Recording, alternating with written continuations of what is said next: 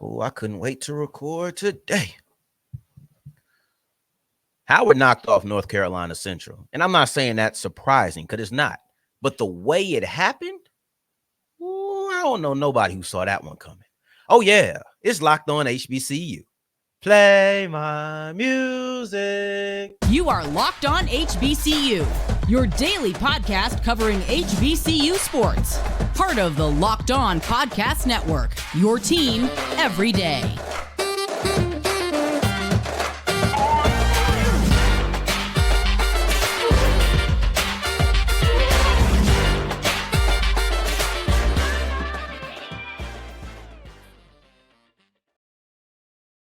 What's going on, family? Welcome back to another episode of the Locked On HBCU podcast, your number one daily one-stop shop for everything HBCU athletics, Monday through Friday, part of the Locked On Podcast Network, your team every day. And I, of course, am Darian Gray, a.k.a. the Mouth of the South, Texas Southern alum and former TSU Herald Sports editor and current contributing writer at USA Today's Saints Wire.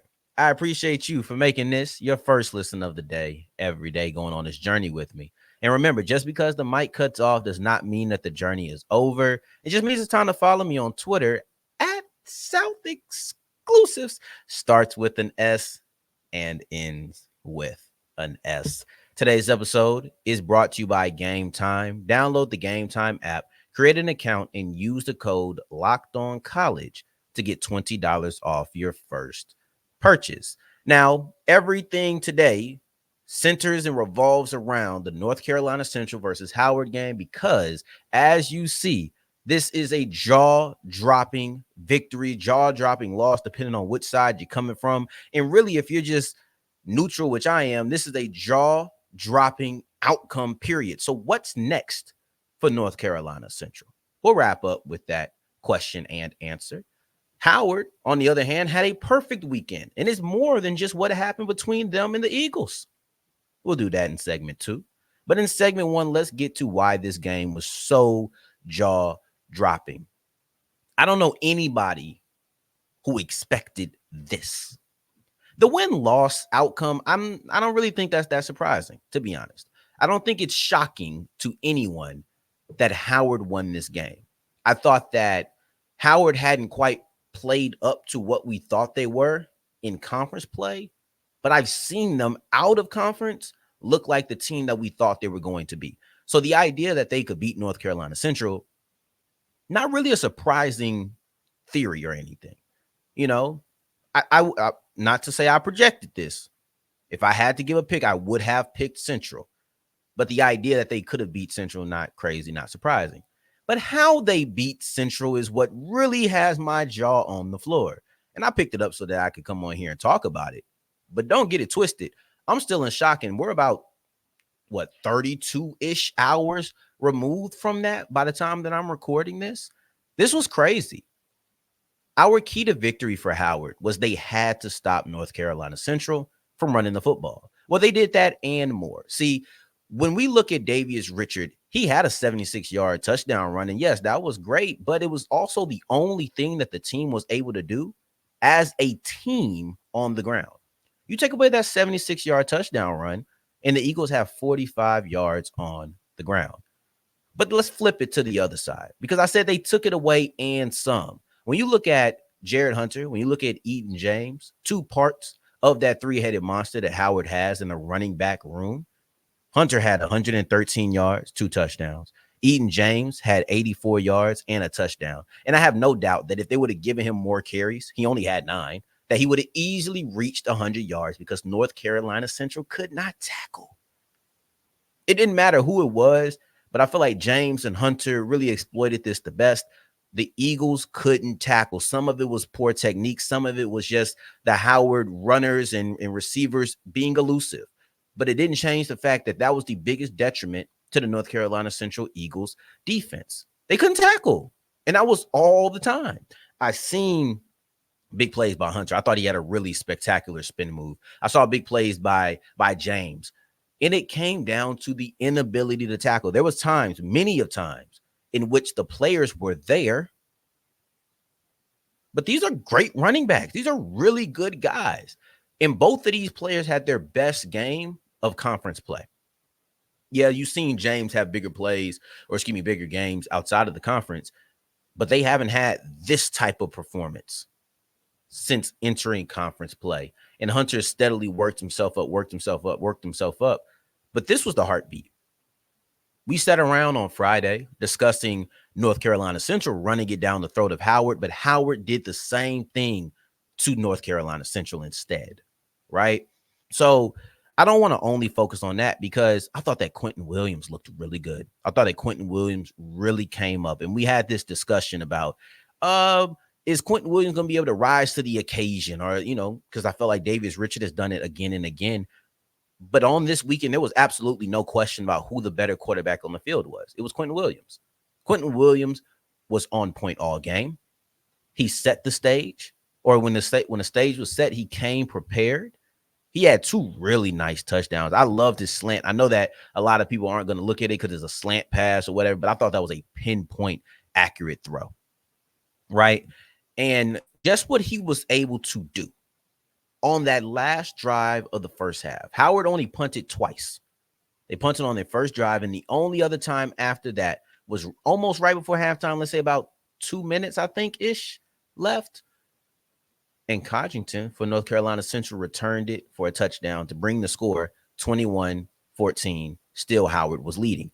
But the Eagles were getting the ball back after halftime. And it just felt like that was the moment. It felt like that was the moment that North Carolina Central was suddenly going to click, get it all together, and they were able to make a comeback. That's what I thought was about to happen.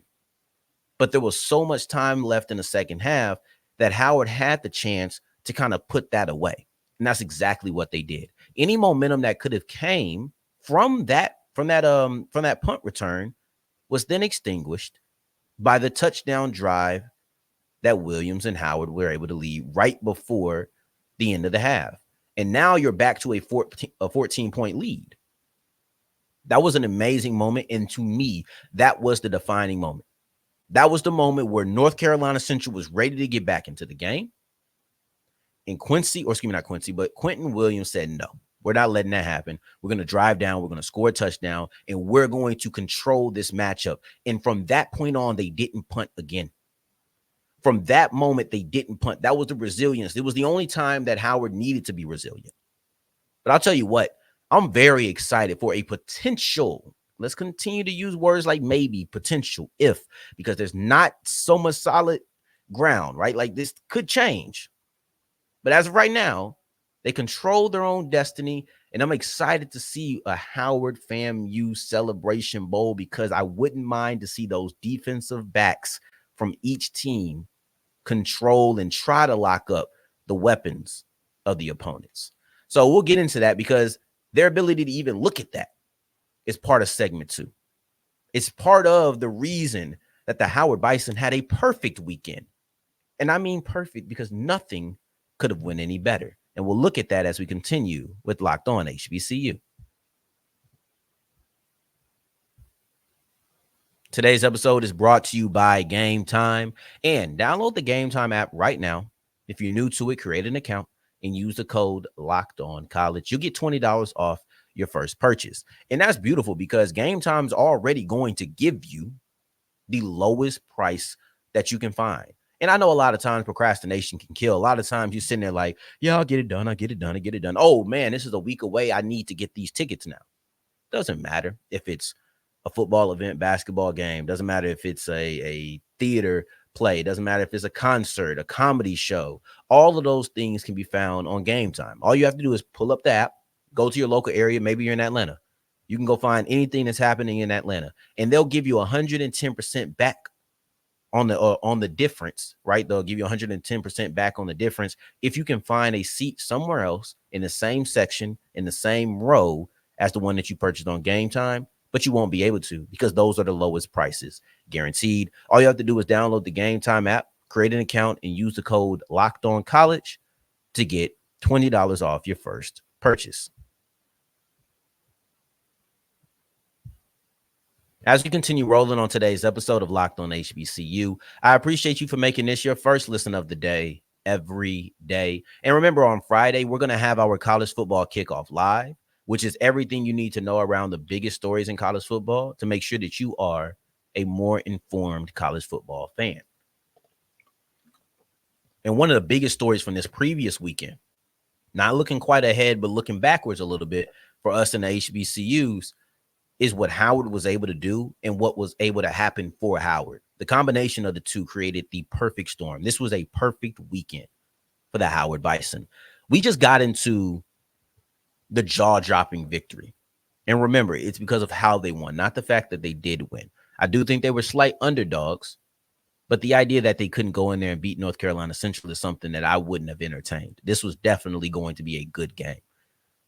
But then again, I ain't expecting no 30-point victory, so it really wasn't a good game. I guess I was wrong about that. That was my assumption, but you know what they say about assuming, right? But overall, the fact that you were able to win the game, you needed that. Literally. Like, this was a game for your MEAC life. If North Carolina Central wins, all the other 5 teams, yeah, you can just go ahead and play for your pride because the conference is wrapped up. It's Central. You know that. You know that's what it is. You know that's the champion now. Now this last week has so much more at stake. So much more at stake. Howard, if they win, they're in.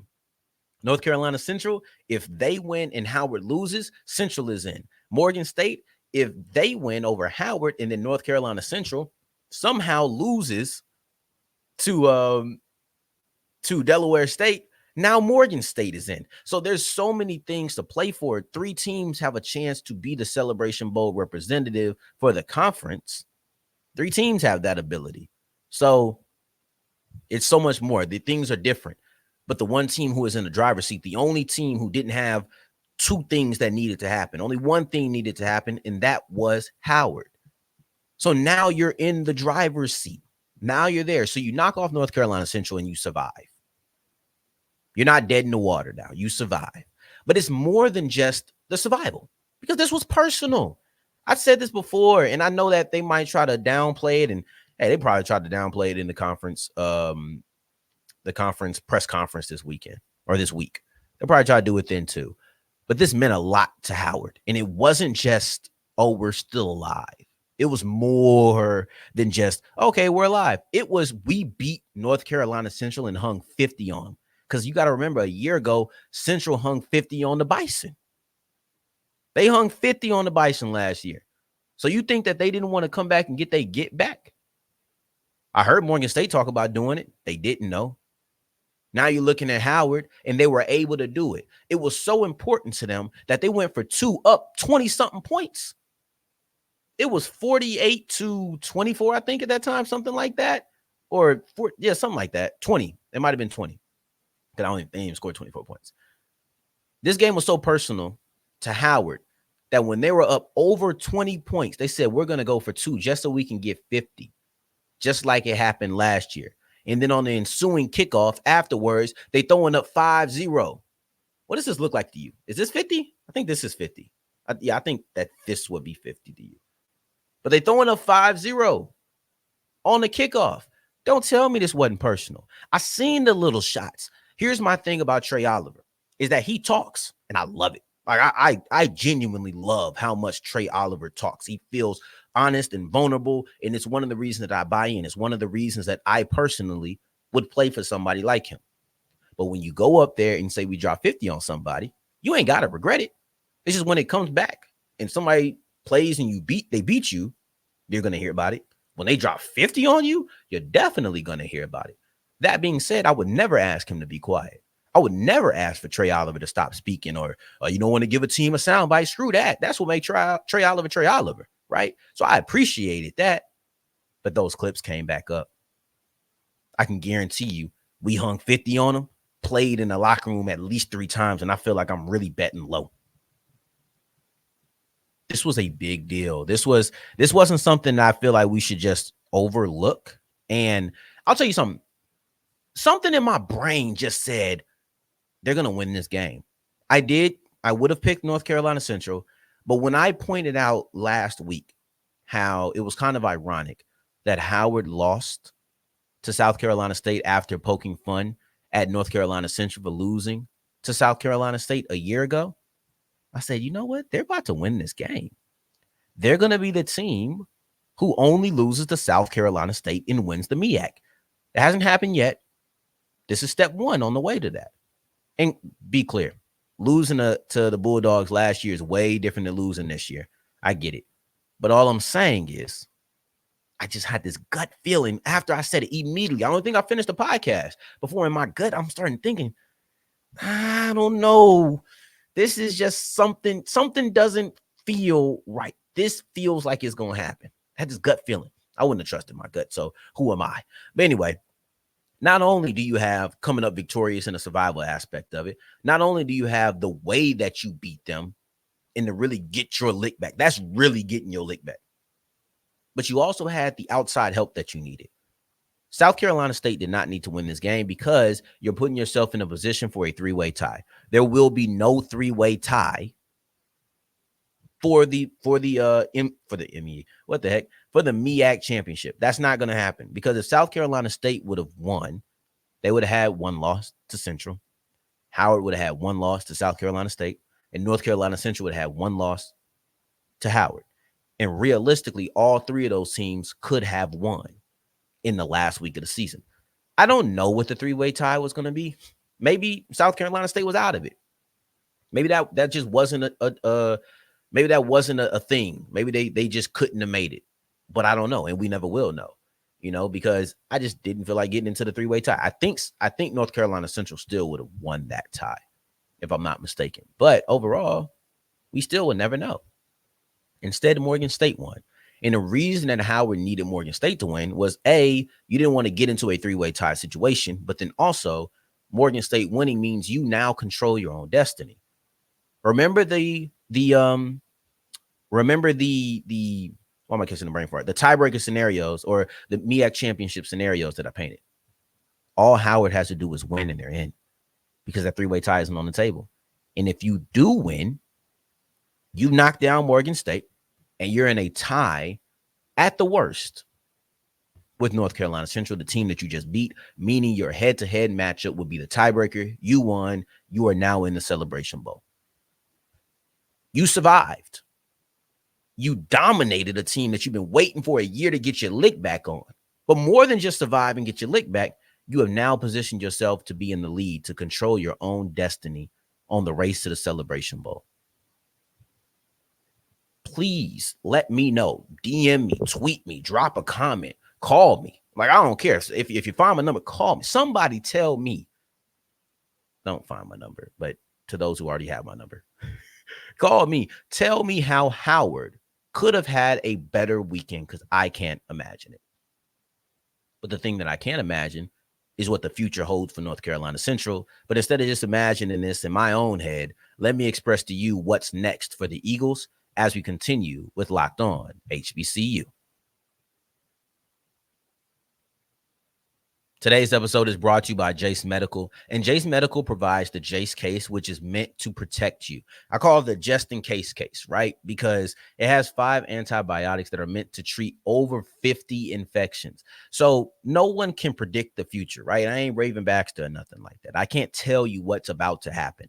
But what I can tell you is be proactive. Don't be reactive. Don't sit around waiting for something to happen and say, oh, I need to go get that. Get yourself the Jace case. Have 5 antibiotics. Doesn't matter if it's hurricane season. Doesn't matter if it's tornadoes, natural disasters. Maybe you're suffering maybe you're dealing with ED, anything.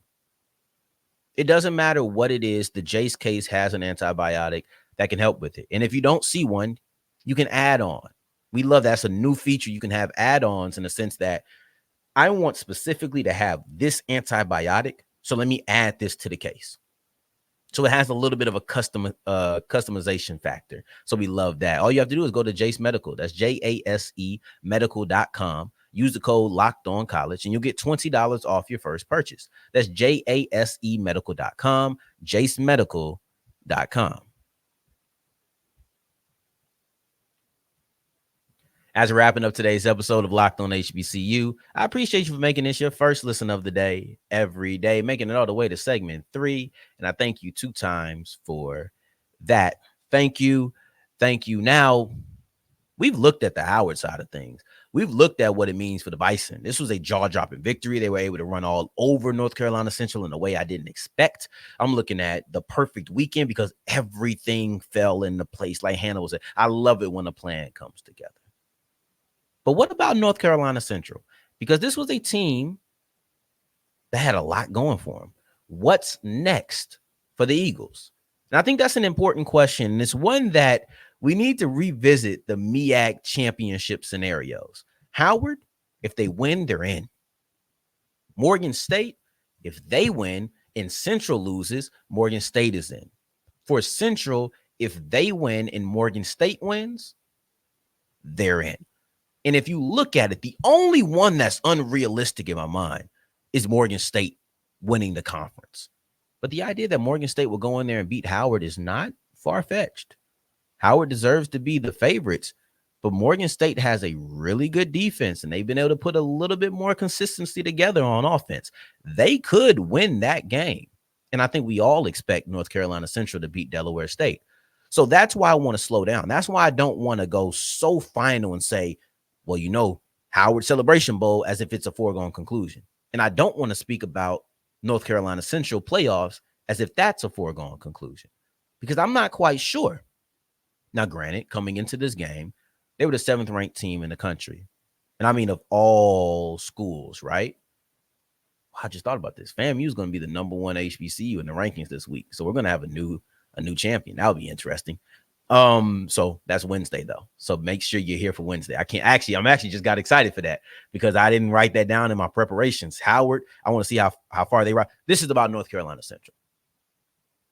All right, this is about North Carolina Central. Let me reset. Let me refocus, right?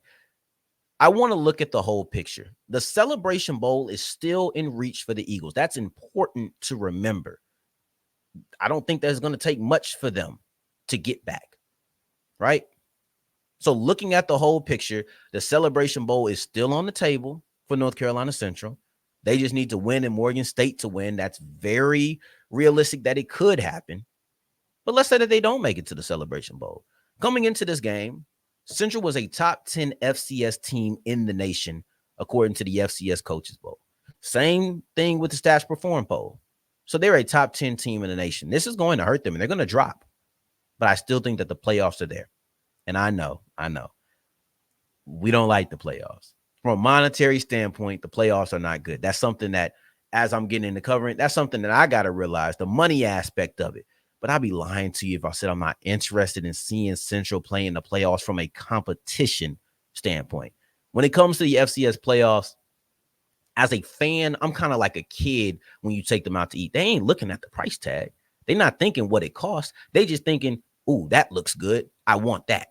And that's kind of how I am, in the sense that as a fan, I don't have to worry about the money. I don't have to worry about Central doing X, Y, and Z. Now, as a journalist, I understand those things. I understand those aspects. From as a person who's going to be sitting on his couch watching the games, the idea of Central going to the playoffs is very interesting. The idea of Central competing against these other teams and teams that I think they can get are very interesting. You know, like I can't wait to see how Central stacks up against one of the other upper echelon FCS teams. And I think the way you phrase that is important. The other FCS upper echelon teams, because North Carolina Central is one of them. Sometimes we see, I want to see how whatever school stacks up against the top level FCS teams. No, the other, because they're in there. They're in that class, you know? So I don't want to make it seem like North Carolina Central will be punching up, because they're not. But I would like to see them fight it out with some of these teams. And the reason that they're still able to do that is you're looking at Campbell, you're looking at Elon. Those are two nice victories. And at the time of winning, Elon was a top 25 team. They were number 25. At the time of that game, that's what's going to matter the most. I've noticed this, at least with the FBS. A lot of times people will base you primarily off of where that team was when you beat them. But then also, if they get better after you beat them, they reward you, say, oh, that win looks better. But it's not so much that win looks looks worse. Yeah, the win could look worse, but we're not going to knock you. It's not like, oh, we thought that team was going to be really good, but they're not. So we're going to drop you down 2 spots. That doesn't typically happen, right? So they kind of take you at whatever the high point is, at least from the things that I've seen on the FBS level. And I wonder if the FCS is the same way. But that's what it is. Central has a good chance to make the Celebration Bowl. Let's not erase that. But if they don't, the playoffs should be on the table for them. And I know a lot of people aren't going to like it. I know a lot of people don't care for the playoffs. But from a person who just wants to watch good football, that's interesting to me. I'm done advocating for it because I understand the monetary aspect of it. But you a fool if you think I ain't finna enjoy it. I'm done, right? Like, I think maybe the first year I did this, I lacked a little bit of understanding. And I would advocate for the playoffs repeatedly. But then I understood the monetary, and I understood why it's not so much of a great thing. So I'm done advocating for the playoffs, but you would be a fool to think I ain't going to enjoy it. To think I ain't going to sit there on my couch and watch North Carolina Central play whoever they play if they make it to that point. Yeah, I love football. I think we clear all this by now. But another thing that we should be clear on is how much I appreciate you for making this your first listen of the day every day. But if we're not, I want to tell you again, thank you. I appreciate that for real. So on tomorrow's episode, we'll be back to talk about the SWAC West, to see where things stand as opposed to where they stood last week. What happened with PV and Southern? What happened with Alcorn and Texas Southern? What's going to happen in next week? Does it even matter? We'll get into all of that on tomorrow's episode. But in the meantime, in between time, until the next time that we hear each other, family, take care. Stay blessed. Peace.